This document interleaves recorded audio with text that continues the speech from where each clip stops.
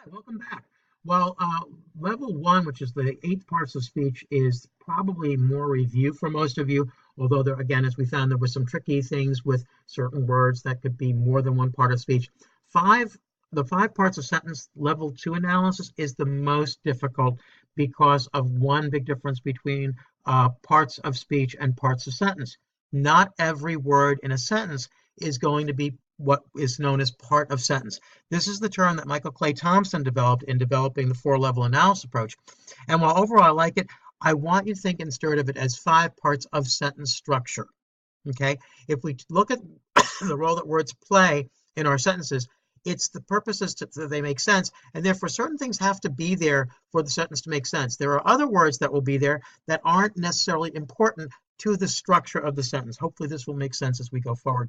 But I do encourage you, if at any time during this presentation or after the presentation, when you're doing the exercises, you find yourself going, help, either go back and rewatch the video, this tutorial, or send me an email at jgmroz@fcps.edu. And let me know, Mr. Mroz, I really do not understand this. I'm having trouble with this. Or can you look at my work before it's formally graded? Okay, what are the 5 parts of sentence? Well, subject, we all know that, right? It is the noun in the sentence that is the focus of the sentence and is doing usually the action. Predicate is a fancy word to mean the verb phrase. So these are the words that are working with the verb to make it active. Important to this is certain adverbs, such as a not, are part of the predicate, because in effect, if we are saying I am not going to the store, we're doing the opposite of I am going to the store, and therefore am not going is our predicate. Direct object, this is the recipient of the action of the subject. So when we think about a sentence, we're looking at who is doing the action, what is the action being taken by that individual or thing, and then what is the recipient of the action. So if I were to use, for example, Joe threw the ball. Joe is the subject. He threw the ball. The direct object is the ball. That is what is being acted upon. Jane skipped rope. Jane is the subject of the sentence. What is she skipping? The rope. Indirect object is the recipient of the direct object. So if we look at the sentence before Joe threw the ball, if we add in who did he throw the ball to, we would have Joe threw Jane the ball. Now here's what's important. It's weird. It is not always going to be understandable from the diagram I'm going to show you, but the fact of the matter is, if the indirect object is not in front of the direct object, it is no longer the indirect object. It becomes a prepositional phrase element known as the object of the preposition, which is what we'll be getting into in level 3 phrases. So that's just important to understand that the indirect object is only going to be present if there's a direct object, something that's being acted upon, and the indirect object is the recipient of the object. So it doesn't always happen. Some sentences don't take direct or indirect objects, and we'll take a look at that. Finally, there is subject complement. You'll notice this is like the word complete, because what it does is it helps complete the subject. If we have a linking verb instead of an active verb, then we are likely to see ourselves with a subject complement, something that's describing or adding information about the subject. So we'll take for example, so if I had the car was red, car is the subject, was is a linking verb. It's not telling us that the car is doing anything. The car is not running its engine. The car is not moving. It is literally red. It's just the state of being. And I call them, the linking verbs, kind of state of being verbs. So the subject complement is providing more information about that. Joe was angry. Jane was angry. Again, it's describing Joe or Jane. So not all sentences have all 5 of the parts. There are 2 patterns that sentences will follow. The subject is always going to be present.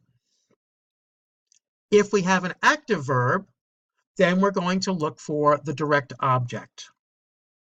So Joe threw the ball. If we have a direct object, we go to look to see if there is an indirect object. Joe threw Jane the ball. Now you'll notice the indirect object is after the direct object in this diagram for one very simple reason.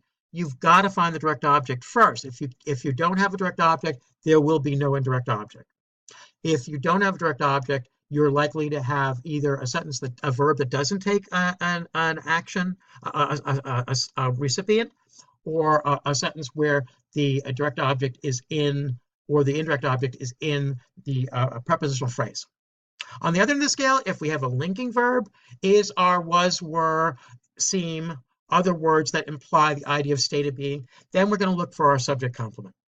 And the subject complement is, again, going to drop in very slowly, but it provides information about the subject and drops things into place. Okay? This is known as the logic of sentence analysis. When we look at a sentence and we look at the structure of it, we now have a sense of what is the author trying to do. Is the author trying to tell us something about the subject, in which case we have a subject complement? Is it trying to show us something that the subject has done or is doing, and therefore we have an active verb and a direct object, perhaps?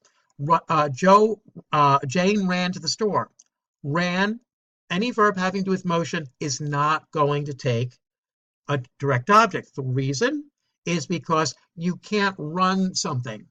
If you run something, you're dealing with motion. It's not a recipient. There won't be a recipient of motion. The subject is taking on the motion. Okay, so which path a sentence you are reading or writing will take depends on the type of verb you have. If you've got linking, you go one direction. If you have active, you go another. So you have to pay attention to whether the sentence is action-oriented or descriptive. And you can have a compound or complex sentence. We'll get to complex later on, but a compound sentence that is both, that one part is active and one part is linking. But we'll talk more about that when we get to level 4 analysis, which deals with compound and complex sentences. So the following sentence for the necklace, try to identify what part of speech each word is. Then try to identify which part of sentence certain words to belong to on the line below. Note this, not all words are part of sentence. So if that's the case, you can put an X in the space under the word for instance, if there's adjectives, adverbs, or prepositions. Prepositions and anything that follows a preposition to the next noun, all of them take an X. That's just the nature of things. They are not part of the sentence structure. They may be the most important information we get, but it is not part of the sentence structure. Instead, you leave that out. It's just not going to be there. It will be a phrase. Prepositions are always part of a prepositional phrase. That's level 3. I only mention that because most of us are familiar with what a preposition is, but now we'll begin to understand how it is simply additional information that's being provided. Okay? So if we see adjectives and adverbs, we have to look at our verb first. If it is a linking verb, was, is, are, along those lines, then it's possible that the adjective or adverb is going to be relating to describing the subject. Usually the adverbs are normally going to be associated with an action verb, but there are cases. So take about a minute to see if you can figure out what each part of speech is and what each part of sentence is. Remember, there is only going to be, in a simple sentence like this, one subject and one predicate, and then we look for the rest.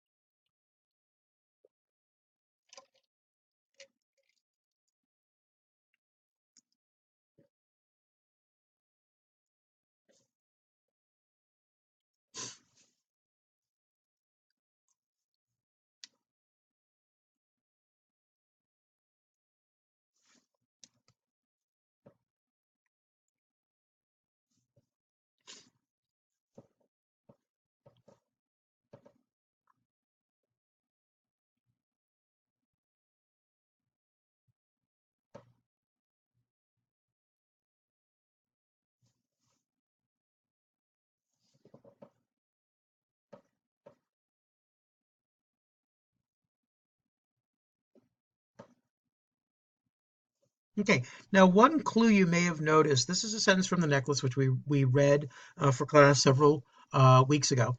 You'll notice that when it comes to part of sentence, there is a longer underline under two of the words.